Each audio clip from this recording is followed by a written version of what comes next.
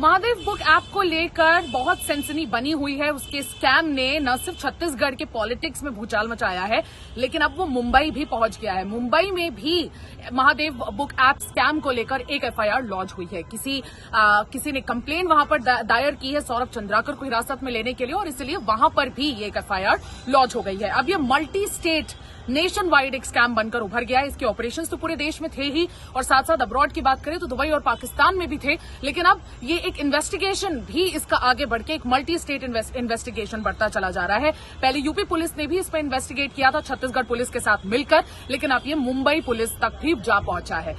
आज पहली बार ये शुभम सोनी की एक्सप्लोजिव वीडियो आने पर पहली बार कांग्रेस ने आज एक प्रेस कॉन्फ्रेंस किया है, और प्रेस कॉन्फ्रेंस करने पर छत्तीसगढ़ में ये प्रेस कॉन्फ्रेंस हुआ, और उस प्रेस कॉन्फ्रेंस को संबोधित कर रहे थे political adviser chief minister Bhupesh Baghel के विनोद वर्मा।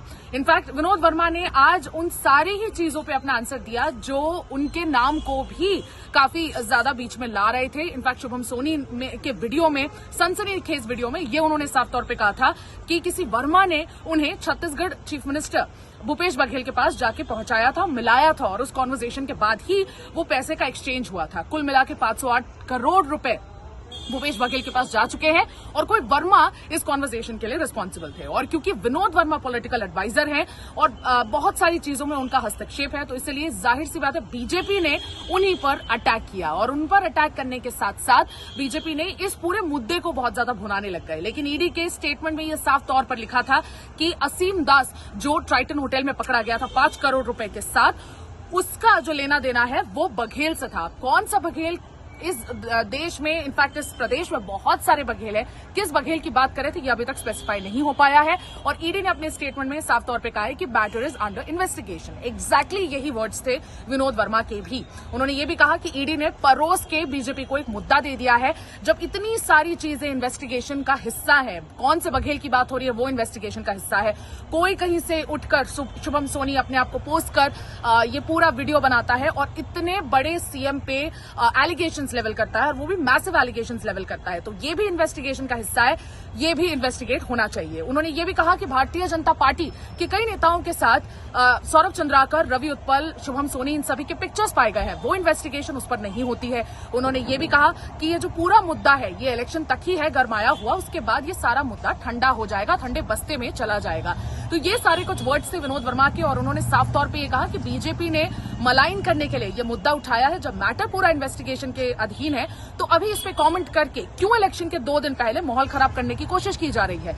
और यही सवाल उन्होंने इन सारे सवाल उठाने के साथ साथ उन्होंने एक चीज और भी कही कि अक्टूबर 2022 में छत्तीसगढ़ पुलिस के साइबर सेल ने गूगल को एक लेटर भी लिखा था कि महादेव बुक ऐप या ऐसे कई वर्चुअल ऑनलाइन गेमिंग ऐप जो प्रॉब्लम्स क्रिएट कर रहे हैं, सारे यूथ को अपने साथ एंगेज कर रहे हैं, इलीगली इलिसिट मनी बना रहे हैं, उन सारे ऐप्स को बंद किया जाए, इसकी रिक्वेस्ट भी की गई थी। उन्होंने उसके पेपर्स भी दिखाए। तो आज काफी आक्रामक मूड में कांग्रेस नजर आया, और भारतीय जनता पार्टी के लिए कई सवाल उन्होंने खड़े कर दिए। उन्होंने विनोद वर्मा ने prime minister Narendra Modi, union home minister Amit Shah पर भी सवाल उठाए, और कहा कि इतना डर क्यों इतना डर है कि इलेक्शन फर्स्ट फेज होने के 48 घंटे पहले ही नए एक्सप्लोजिव रेवल्यूशंस होते हैं, जबकि ये पूरा इन्वेस्टिगेशन छत्तीसगढ़ पुलिस ने ही शुरू किया, और छत्तीसगढ़ पुलिस के साथ साथ छत्तीसगढ़ पुलिस की इन्वेस्टिगेशन की वजह से इस पूरे मैटर को ईडी ने उठाया। तो फिर ये क्यों इतना ज्यादा तमाशा हो रहा है? तो ये जो कांग्रेस का एक एक्सप्लोजिव रिएक्शन इस पे आया, ये पहली दफा आया, और इनफैक्ट कांग्रेस अभी तक चुप्पी साधे हुए थे, और ये इस मैटर को बहुत ज्यादा उलझने दिया जा रहा था, लेकिन आज फाइनली उन्होंने सारे सवालों के जवाब दिए। आज के लिए राउंड अप में बस इतना ही। मुझे और मेरे वीडियो जर्नलिस्ट राघवेंद्र पांडे को विदा दीजिए। बने रहिए छत्तीसगढ़ तक पर, और राउंड अप को प्यार देते रहिए। नमस्कार, जय जौहर।